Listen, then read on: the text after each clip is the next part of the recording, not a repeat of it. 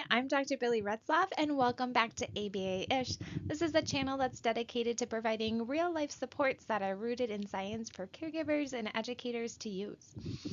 If you haven't already, please take a minute to hit the subscribe button. It helps support this channel a ton and keeps content coming out to you all the time. All right, so today we're going to talk about process praise. And process of praise is a way that we can really make the most of when we're giving behavior specific praise to kids.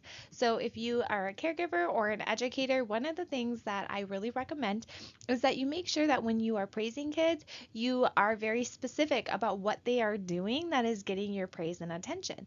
So that's that behavior specific praise piece. And you'll hear behavior analysts talk about that all the time. But I want to move a little bit beyond that today and talk about something very specific you can do in your behavior specific praise to help encourage even more positive behavior long term. All right, so let's start with the basics. The first thing that you need to know is that behavior specific praise is a very effective way to support appropriate behavior in kids.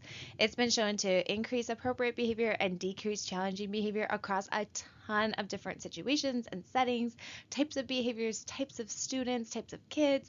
It's really a pretty broad and useful intervention to support just a ton of different kind of good behavior. So the goal is that you're just telling the student or the child exactly what they've done that is getting your praise. So it could be something very simple, good job tying your shoe, great job going to the bathroom, where you're giving them a very specific behavior that has resulted in your praise. This is huge because it focuses on teaching kids what to do instead of what not to do, right? A lot of times I have caregivers kind of ask, but I need to teach them what not to do. I need to teach them what not to do. And my default is that we teach them what not to do by actually spending our time and energy teaching them what to do. We want to focus on the good things. Kids can come up with all sorts of crazy things that they probably should not be doing. And so it's a laundry list of things that are the not to do things. But what we can really focus on is what they should be doing, how they're helping and being kind. So by emphasizing and focusing on what they should do, we're going to encourage those behaviors and make more of them, which actually also helps to get less of the challenging behavior. Now, the thing is, though, we can do more than just giving behavior specific praise. We can actually use our praise to foster a growth mindset in our kids. A growth mindset is huge for our kids to develop. It's this idea that if we work hard, if we put in effort, if we're dedicated to something, that's what's matter. And that's what matters most when it comes to what's possible. So, this is kind of in contrast to a fixed mindset. In a fixed mindset, people believe that they maybe have innate talents or abilities or intelligence, and that dictates what they can become. So they might think something like, well, I'm not that smart, so I could never be a fill in the blank.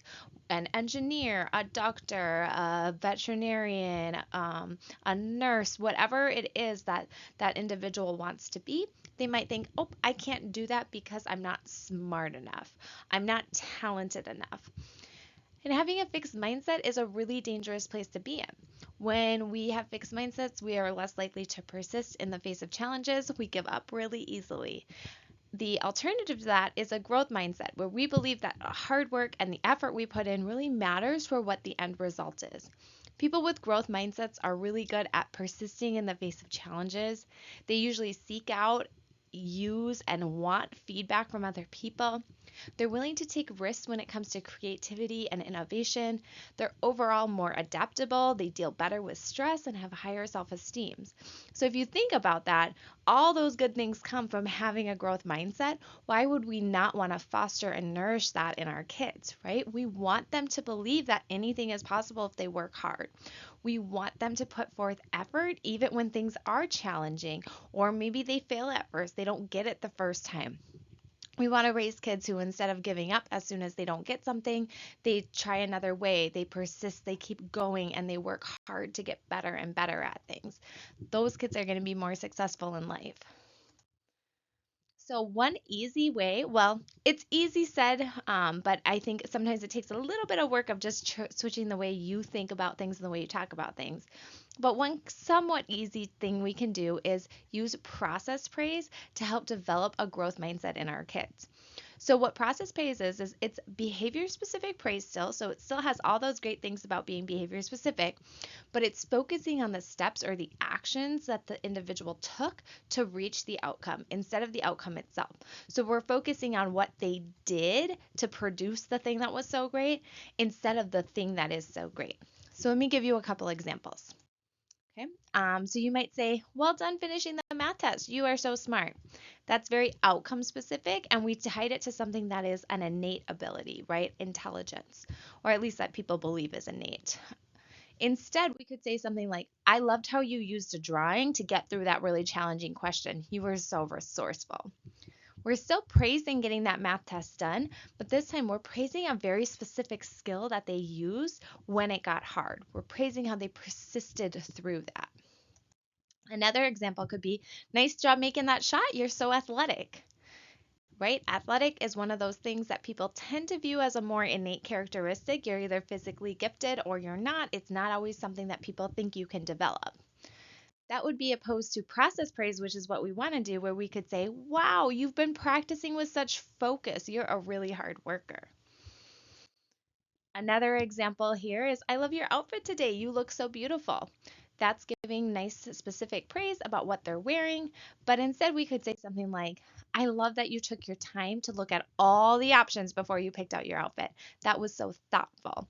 We're praising that process of how did they get to that outfit that was really awesome that you liked, right? They didn't just go and grab it, they took their time, they focused on it. That's that process praise that we really want to be using across the board. So I gave you a lot of examples from different realms because what's really important is that we try to praise the process whenever and wherever we can with our students and our kids. So I want to give you guys a little example of something that happened in my own life where I was like, oh, I got to stop and praise the process. So I have a son who's not quite 2, and he was trying to get this wagon into his ball pit. I don't know why he wanted the wagon in his ball pit, but he was bound and determined that the wagon was going in his ball pit. So I was just sitting back watching. He was being safe and he was trying to get this wagon in there. And he's trying like over and over again. He's going up different ways. He's trying to pick it up. He's doing all these different things. And he finally got it in there. And I was like, yeah, you did it, man. You got it in there. You're so strong. And then I thought about it for a second and I thought, is that really what I want to praise him for, is being physically strong? Or am what I really proud of him for is that he kept working and trying new ways when the first way didn't work. So I got to revert myself back and say, you worked so hard, you tried different ways. I love that you didn't get up. Way to go, man. So that's an example of how we can do a little bit of a mind shift. Sometimes it's hard. It just comes out. Oh, you're so strong. You're so smart. Those phrases are kind of ingrained in us. But do your best to focus on the process. What did they do that made you feel like they were so strong or so smart? What was that work that they put in to get to that outcome? So remember, if you praise the process, you want to praise the steps they took, the effort they put in, instead of praising things that may be more fixed, such as their intelligence, talents, or abilities. This will get us kids who have developed growth mindsets, who are willing to go for it when things are hard, who aren't afraid of making mistakes and having failures because they know they can keep trying and getting better every single time. If you liked this video and found it helpful, please subscribe to stay up to date on all the videos that I release and share in order to support. Have a great day.